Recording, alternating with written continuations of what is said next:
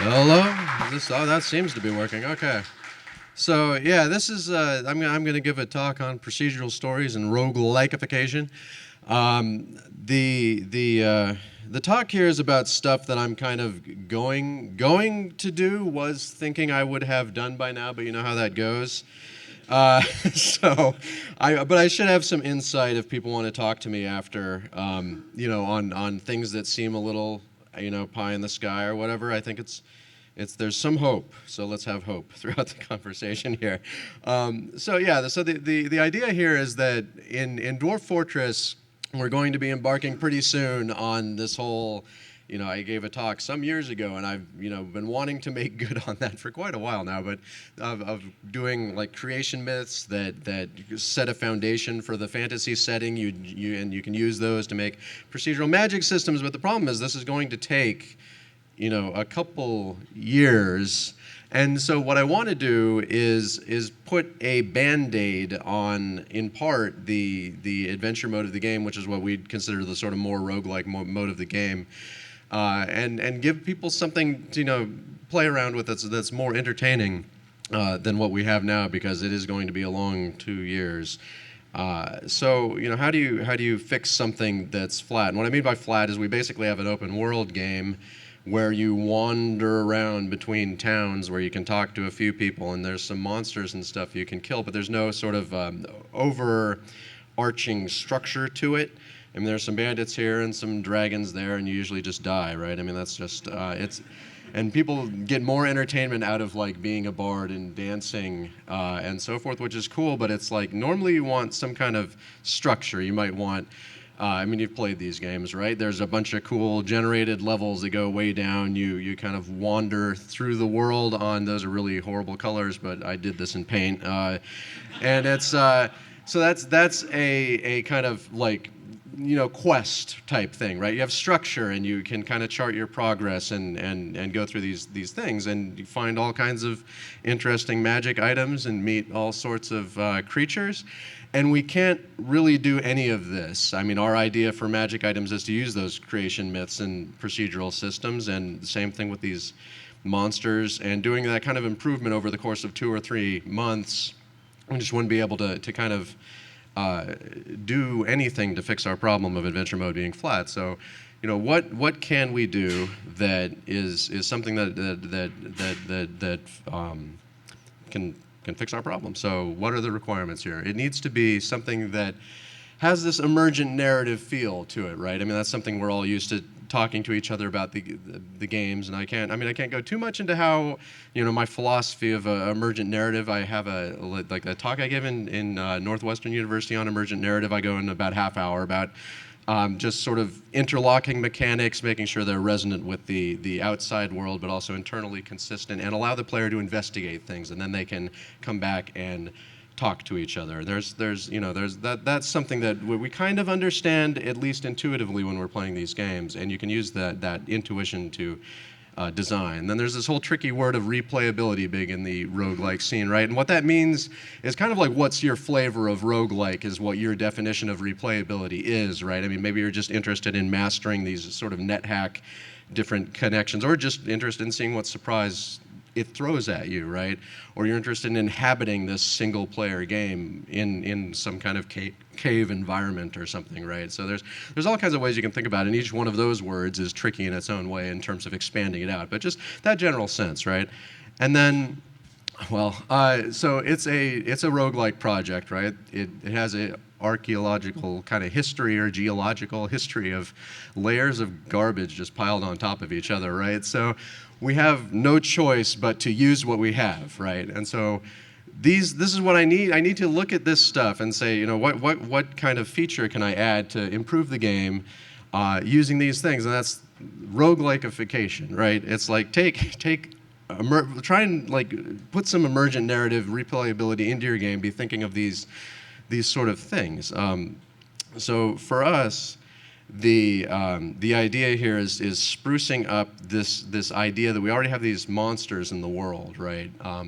Different kinds, like vampires and necromancers, but also like just rulers and people that are just, have an ill nature living in a house somewhere, right? There's a lot of different kinds of villains. It maps to traditional game structures of plots and acts and that kind of thing. If you're going through these, like this, trying to figure out who the villain is or what they're doing, and so you can use a lot of your regular video game intuition. And this is kind of like the, I write some takeaways here or whatever, but that's like saving yourself trouble on a project you're going to be working on for years, when you get sucked into it. Just trying to cut corners is really valuable. Just try and save yourself some time. When we think about how the villains might be acting on the world through these sort of schemes, which I'll be talking about in a bit, it really does kind of align with the narrative structure. If you think about like these interlocking mechanics where we have a story about what how the items interact with the ground, and then how a monster pushed me into that, and that kind of the stories that we're telling. Having a villain that interlocks with a townsperson who then speaks to the somebody else to get a ball rolling has a very similar sort of structure, and I think it'll allow the player to tell stories. And then the accretion, right? We have all this crap sitting around, and like the exact structure of the talk depends on all this stuff that Dwarf Fortress has, but it would also work on a kind of more pared down system. If you have the pieces that you have, you can kind of glue them together in the ways that I'll be talking about here. So, when we think about villains, what does it mean to be opposed by some kind of villainous force, and what does that do to emergent narrative? In an RPG, traditional kind of RPG, you have these sort of actual either like sub-bosses and things, or just events or quests that are all the same for everybody, right? That's these yellow kind of caution-y diamonds here. And then there's the emergent narrative thread, which is the other stuff you're doing, right? If someone's going to walk up to you and tell you a story about Skyrim, it's going to be about buckets on people's heads and not about, like, did they fight the dragon, right? I've never heard anyone recount their boss battle in Skyrim to me, right? It's just not something people talk about because it's not an emergent narrative. But people will talk about all these other kind of things. And in a strategy game, you have the opposition, but you have the sort of playing field here, which can be randomized, and you operate there. When people talk about the stories, they'll be talking about in sequence the sort of how it behaved on the map and what the opposition did. There are these other models here. This is kind of the sort of Shadow of Mordor model, right? Where it's like all the plot arcs are the same as an RPG, except you're just kind of like fighting through the organizational structure of this kingdom or whatever. And so there's some emergent narrative to be had in that way. And then there's other interesting games when you think of something like Pirates or Drox Operative or something like that, right? You have these strategy game going on that you're not playing, and then you're a small cog in the sort of strategy puzzle that has like some particular way of influencing how the overall situation unfolds, but you're also sort of beholden to it. So all of these things here are ways that games traditionally get at emergent narrative, and you hear conversations about all of these games in these ways. So how can we kind of get at all of this, right? We want everything that we can squeeze out right now. So what would it mean to sort of roguelikeify our opposition to sort of maximize replayability and emergent narrative while using the things that we have? Well, sure. I mean, you could just say, oh, I want to generate our villains, right? Generate our villains and give them these kind of goals and org charts. Why not build the org charts too, right? You can build an org chart, and if something goes wrong in there, they can repair it or whatever, right? And act all over this world, kind of get their schemes going here. And then, there's something like a strategy game in there, right? But then when you think about this in the thick of it principle, when this is going on, you have these player-facing sort of mechanisms of how can you interact with this network that you've built in the world by sort of investigating what's going on, deciding what to do, and then having the world kind of react to you, right? So that's kind of what we're shooting at doing, and that's why I was like, give you this sort of pie in the sky warning. It just sounds like what a lot of people say about we're going to have everything and it's going to be great or whatever, right? So let's just talk about specifically how, what we've got kind of so far here. Here's a little static situation. Yeah, so let me. This is kind of a dwarf fortressy sort of world. So I'll just explain briefly. This would be like a situation you'd start with. You have a human kingdom up there with a ruler. There's some new positions now that we put in, like an advisor, and the K is for Keeper of the Seals, which is a randomized name that's just kind of the spy master of that civilization. You don't have to worry too much about the details, and we just have, there's a village and a necromancer that got kicked out of it. Peace with the elves, which is, sometimes that happens before they decide to eat you. And then, so we have this kind of situation, and that's what we've got now. And this is kind of what I mean by like a static world. You would just kind of romp through that, do what you want to do. Nothing would really change, right? So if you give this necromancer goals, they can kind of be based on what happened in the world generation process. So they have their sort of inherent goals that come from their necromancy, which is I just want more bodies and I want to turn them into zombies. That's like my thing, right? And then you have specific goals that come out of the history of them. So they just don't like this village because they got kicked out. Necromancers get kicked out when they don't appear to age, and people are just like, what's going on there? And they boot them out, right? Before they're powerful and have their little towers and so forth. So what can this kind of lead to? You have simple motivations, and you can program in some goals if you know what you're doing, right? So we have this human civilization they're looking at, but I mean, what really kind of analysis can you do there? What are you going to do? What's your big scheme, right? It's like, I'm going to go up to the king and tell him what's what or whatever, right? There's no scheme there. So the first thing we did, and this part's done, is just add a bunch of new relationships, friendships, lovers. We had an occasion to add divorce to the game there. It just came out of this. And new kind of structures here to get these civilizations more interesting, layered, so that you can think about schemes acting on them. And then you need, we already have apprentices for the necromancer, so I mean, don't try and read that text if it's hard to read. I'm just going to kind of talk about it anyway. So the apprentice promised, you're going to be an immortal when I teach you the secrets of life and death, but for now, just go out there and cause trouble for me. And this is the first linkage in the system. This is kind of the new stuff where they would go to this town. We already have these agents to go to towns to spy on people to get information about artifacts, right? So I'm just building on these structures we have, but this would also be a starting point for that if I didn't have that. So you just have some rolls. If you're just rolling dice in there, what ends up happening. Is you can find a node based on these relationships. All of these relationships just have little flags on them, like, these people don't like each other, these people have history, and they all have these little personality things. And you can just think of those as like traits that you have in a video game if someone's greedy or whatever. It's just a few little flags here and there. And then you can sort of apply your espionage principles to one of those people, pick them out. So MICE is just kind of a standard acronym from the counterintelligence. Money, ideology, coercion, and ego is one possible. There's a bunch of different ways people spell it out, but those are just ways to manipulate people.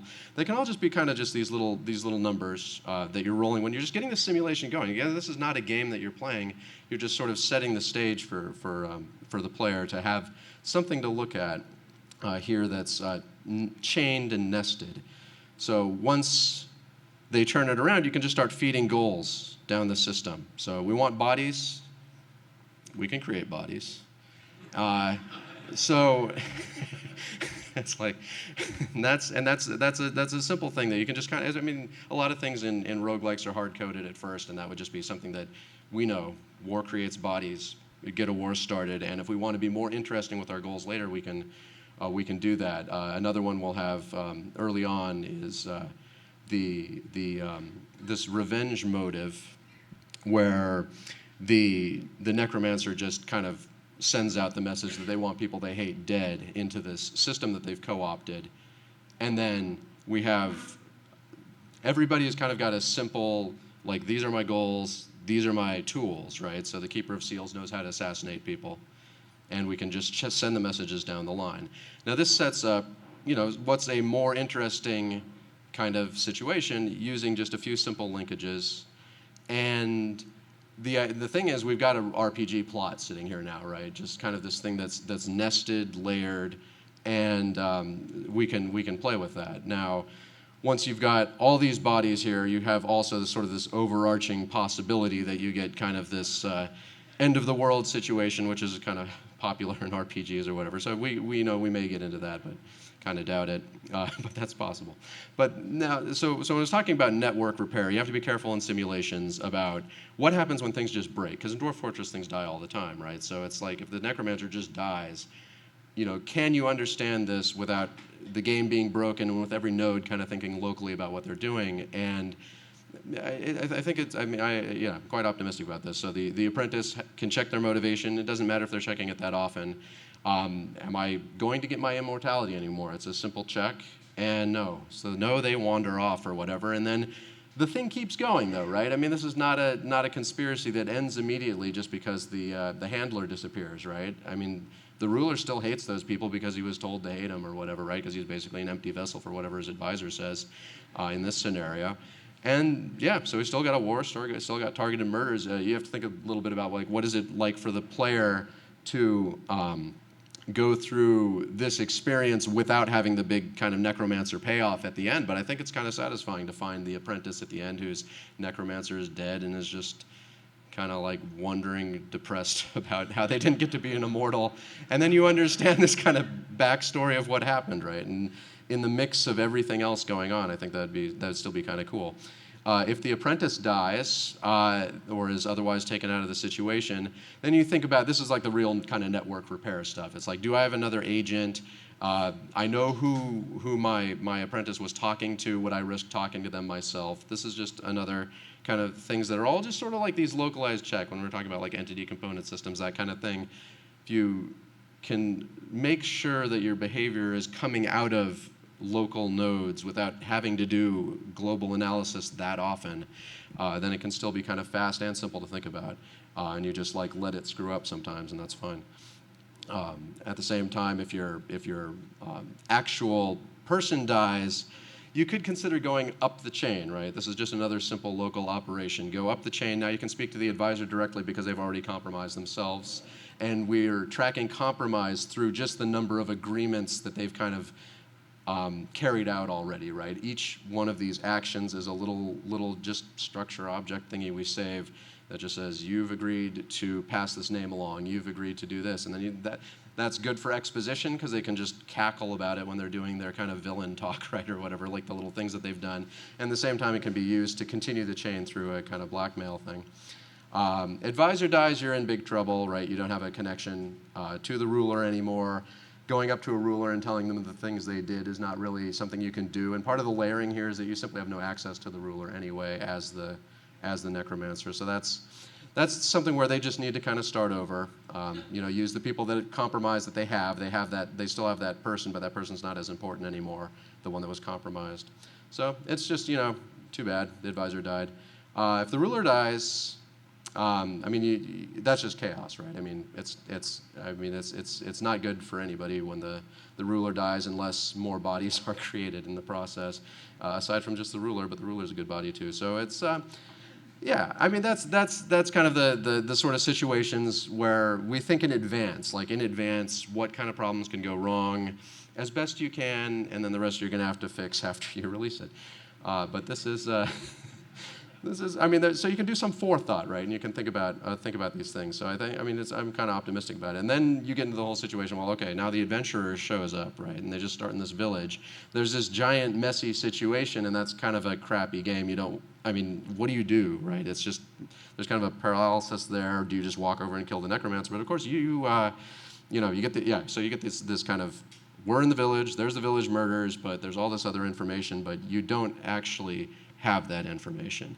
So there's just going to be a step-by-step process, and that's natural. That's a natural occurrence because the player's initial information is literally nothing, and then they only get what they see locally. The parts that I've darkened slightly are things that they could get through conversation, like they could hear about the necromancer just talking to people. They could realize like who the ruler is by conversation. They know there's a war with the elves and so forth, but they don't know anything about the threads that connect them, and that's good, right? That's good for kind of solving a mystery, right? We have no initial information except what's going on right in front of us. And then you get into, it's sort of this whole divide and conquer type thing or whatever when you're doing it, or piecemeal, as Josh said, for the kind of like how you work on a roguelike. I mean, that applies even if your roguelike's, kicking around for a while. We look just at this investigation process, right?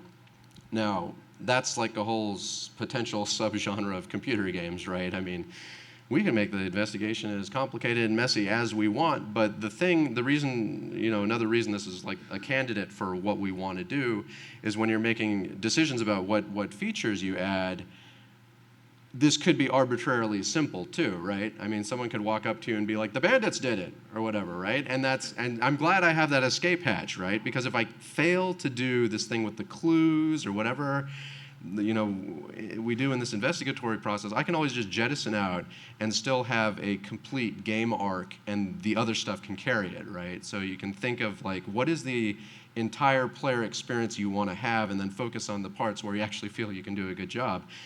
And we don't know if we're going to do a good job here.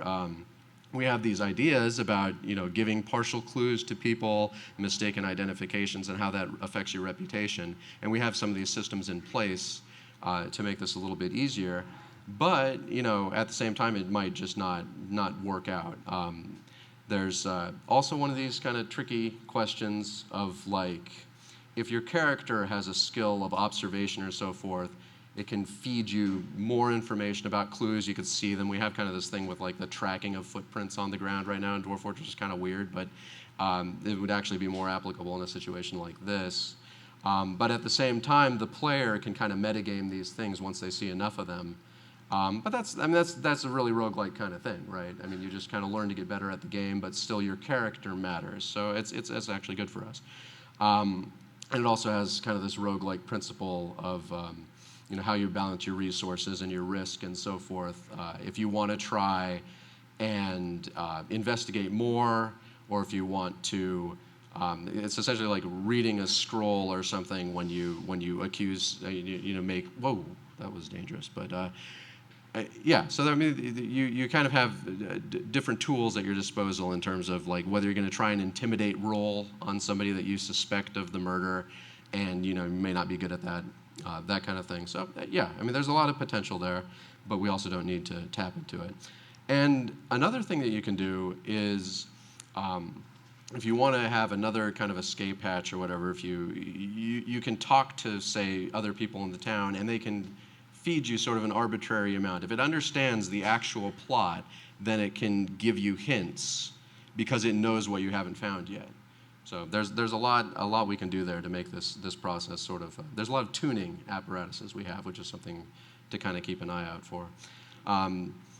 Then you get to, assuming you've made the right decision, you grab a couple villagers and go over to the bandit hideout and have a roguelike game, right? I mean, the bandit hideout is as arbitrarily interesting as you want it to be. It's a very traditional adventure environment, and there's bandits there. They can, if another escape hatch, if you just want them once you're there, they can just scream out what they did or whatever. But on the other hand, you could put clues like they were paid or whatever to do this. Then there's the money, or there's the incriminating note, right? I mean, that's really popular in RPGs. It's like, why not sign everything, right? I mean, it's just so it's just sitting there. And then again, that's kind of like an escape hatch if the investigation stuff is not something that you can confront them with. I mean, they always have to talk a little bit.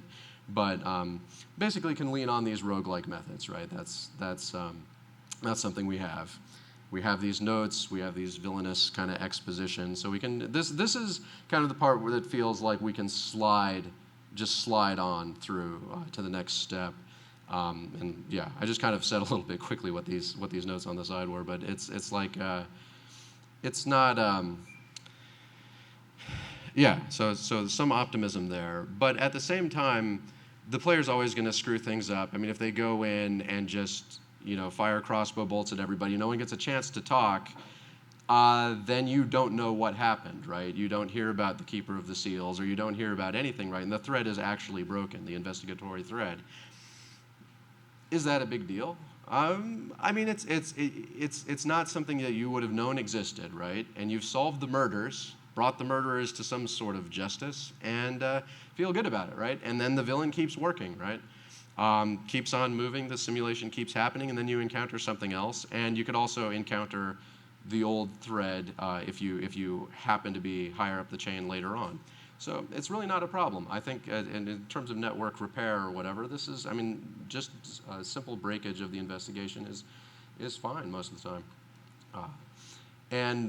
Yeah, and so I mentioned before, if you make a false accusation or attack a random bandit camp or something, you're just bringing trouble to yourself. So there's actually a positive feedback to the kind of investigatory methods in making proper decisions. So you get to the final step here in this process. We've gone through like a whole adventure stage, right? This is like an RPG thing. We moved forward, X'd out the bandit camp, and we have, assuming now, we have information to go talk to the next link in the chain. So we're basically setting up a kind of game loop, or it feels like a game spiral, kind of going upward into new mechanisms and so forth. But it's just using these tools that are kind of cut up simple so that we can think about them. And it also makes the game more exciting because you've made your presence known. It can just propagate that up the chain, and then whatever weird things happen to you after that, you've kind of brought them on yourself, but it's also just more information, right? If you're suddenly attacked by a zombie, once you're an experienced player, you'll start to understand that that's a clue, right? I mean, it's telling you something. It's like those things that attack you in your dreams in Morrowind or however that worked, right? I don't quite remember, but it was, dream this, dream that, and weird elephant trunks, right? So it's like, it's a clue, and you can kind of have these traditional RPG structures mapped into the game piece by piece.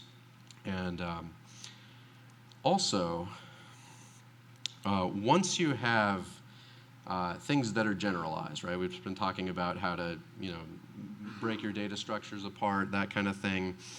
And if you think about the relationship between the necromancer and their apprentice, that's stored. We have things like loyalty, trust, those kind of things that you can just throw into dice rolls and stuff, right? I mean, it's pretty simple bond.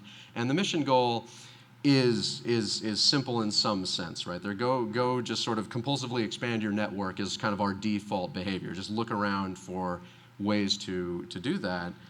But that's just a little goal and a mission on a person that leaves that presence of the necromancer and does something, right? So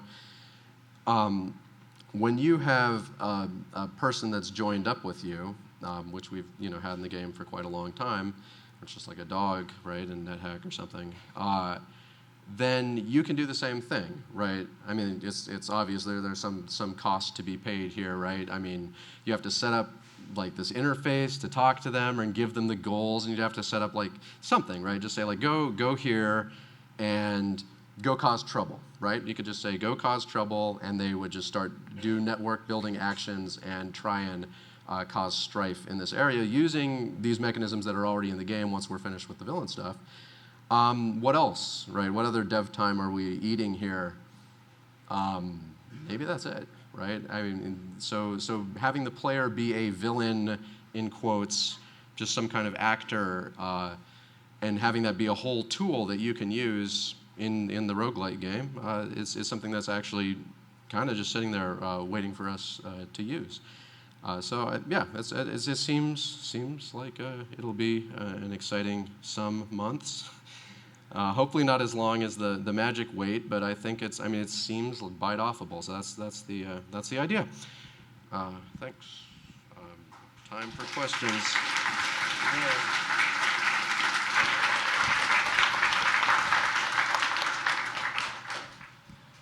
Awesome. We have time for a few questions. So if anyone in the audience has a question. And then Mike is going to switch over the computers for our next talk. Hey, thank you. I was wondering, so I kind of get how these plots might emerge from your simulation, but I was wondering if your agents need to somewhat be aware that a plot has occurred and that they know somewhat the threads of it. And if they do, how do they do it? How do you identify that plot. So the agent meaning the one that's actually involved in the plot themselves? Yeah, exactly. Yeah. So when I say that there's the form of blackmail we have is that we keep track of the agreements that people make. Like when an agent is involved in a plot, the very first thing that happens to the apprentice is there's a link between the necromancer and the apprentice that gets stored in both of their heads that says, we've made an agreement to go target human civilization X for this purpose. And that's sitting in their head, and also like your progress toward that goal, so forth, just like regular kind of mission stuff sitting in their head. And then that agent is aware of that element of the plot. They don't know further down the chain. They don't even necessarily know that banditry murder thing is even going on. And they operate with that in mind. They have their kind of overarching goal, and then they have the plot that they're involved in, and then they can just kind of check up every once in a while for kind of like local repair purposes. Is the idea. I mean, what happens when nodes start to wrap around, right? Because you get these feedback sort of things where people can send spies against each other. And that's how it works. That's fine. I mean, if there's two advisors from separate kingdoms advising each other's ruler to make terrible decisions, I mean, I'm sure that's happened in real life many times, right? It's just, and that's fine. I mean, it's actually going to be really entertaining when people find those stories, or the pieces of the stories, and then they can go into Legends mode and see the whole story, right? And realize what a terrible thing they've done or whatever when they make those decisions. But yeah, I don't know if that addresses what you're saying. Yeah, thanks. Anyone else? Oh. How much can the players find themselves in roles other than a de facto villain? Yeah, so it's like what decisions can you actually like make that are positive with the kind of system? Like, are you talking specifically about the ending stuff where you can send someone off on a mission, or yeah, because I mean, there's the roles they used to have, which is just going around killing stuff and investigating these things, right? That's one way to do it, and that's not a villain then, right? That's a hero or whatever, right? But once you have this tool to send people off, I mean, the kind of goals that we'll have at first are all going to be these sort of intrigue schemes. But the thing is, it is a generalized mechanism. We have a thing called an army controller, which is what we're using for all this stuff. So if you send one of your companions off on a mission, you could tell them to do any of the things that dwarf squads can currently do. That's the same system. So it's really the things that we don't have are like things like nice things, and that's just diplomacy, right? I mean, the whole thing is actually a model for diplomacy in the future.